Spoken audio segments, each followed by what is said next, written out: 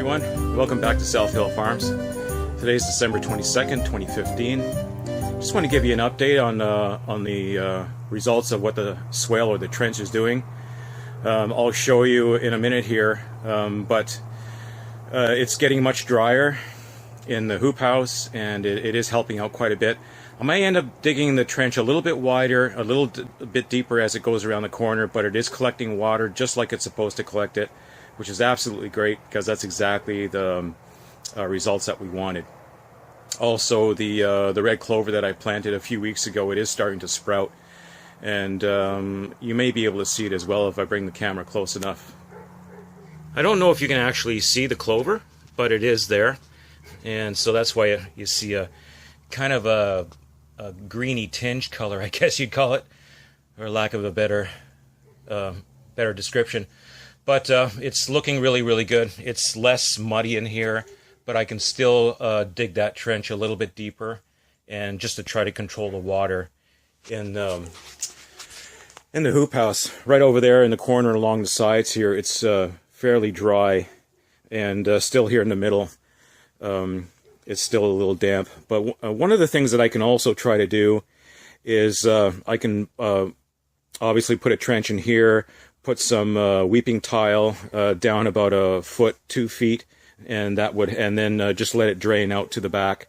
I can do that as well, and that may not be a bad idea. Here you can see here, it's all really dry here, or not really dry, but it's much drier, in much better control. And I'll also show you around the side here. You can see how the water's actually collecting.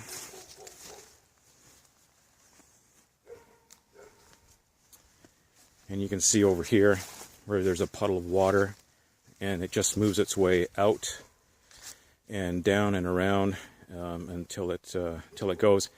I'll also show you what's happening with the garlic. I'll take you to the garlic rows, and unfortunately, you know, it's sprouting.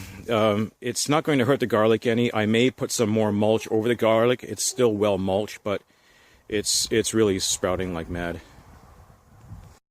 And you can see over here, all the way along this bed, little pieces of green popping out, and those are the garlic shoots. Right over here, I'll show you one. Right over here. And we'll just move some of this mulch aside, and you can see what's happening to the garlic now. And it's just creating a beautiful shoot. I was hoping that it wouldn't get that far at this time of the year. I'm told that it won't affect it any, it really won't hurt it any. But, you know, this is my first garlic planting, so I always have a bit of a concern. And the patch down there is doing exactly the same thing. You know, I did all the right things, composted and mulched, and of course it's exceptional growth. Well, what else do farmers do on a December afternoon just before Christmas? Well, we cut wood. So I got a lot of wood here. I've already brought it down. And I'm still going to cut some more. I've got a Stihl chainsaw that I use. It's a great chainsaw. I don't have a preference between Husqvarna and Stihl, but they are the two major brands that everyone buys for a reason that they are the best brands. So, and I just keep on cutting. I have small, large. I got fir, spruce. I got some pine, I guess. I'm not very good at. I have to learn my wood species a little bit more. Past the trailer, I've got a pile that I'm still cutting, and that's what I'm going to show you right now.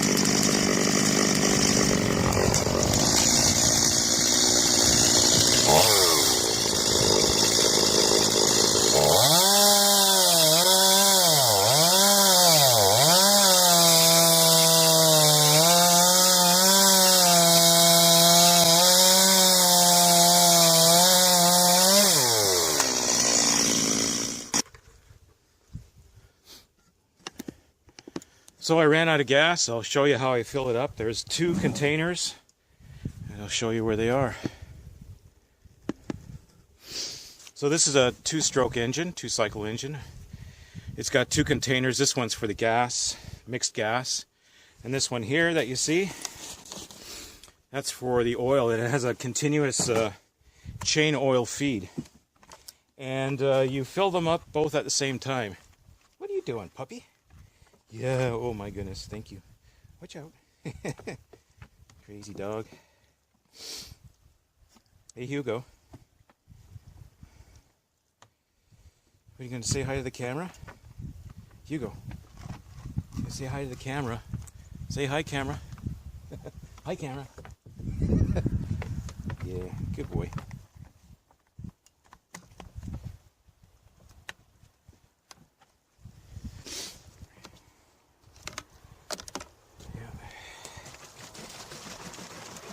And because this is a 2-cycle mix, I shake it up really good every time I use it. It may not be necessary, but I do it anyway.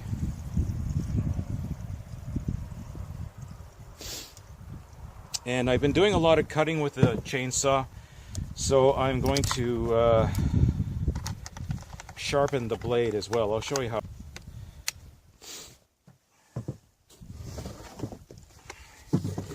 So here's the emergency lock on the chainsaw, and I unlock it when I do a sharpening. And there's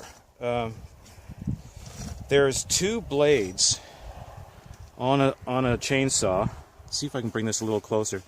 There's 2 blades on a chainsaw that run the same way, or on the same side. So you have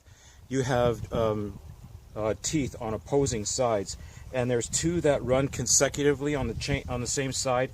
That's where I always start off. That is simply because that way I know where I've started, and I start there and I end there.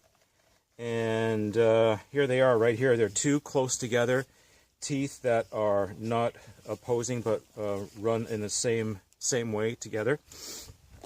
And this is the file that you use. It's a rounded file, and all you do is I start with the first one. You put it in that groove, you go the same angle, and I go 10 times, and there's really no pressing. I put a little bit of pressure on it, but not a lot. 1, 2, 3, 4, 5, 6, 7, 8, 9, 10. Then I go to the next one. 1, 2, 3, 4, 5, 6, 7, 8, 9, 10. And judging on the way the teeth are, I would say it cuts on the back stroke, but possibly it cuts on the front stroke as well. And then I just go over to the next one.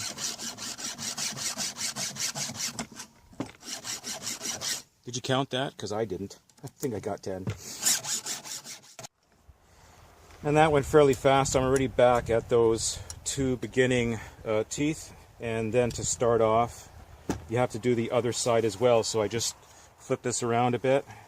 And this tooth is damaged, but it's only 1 tooth. I'm not too concerned about it.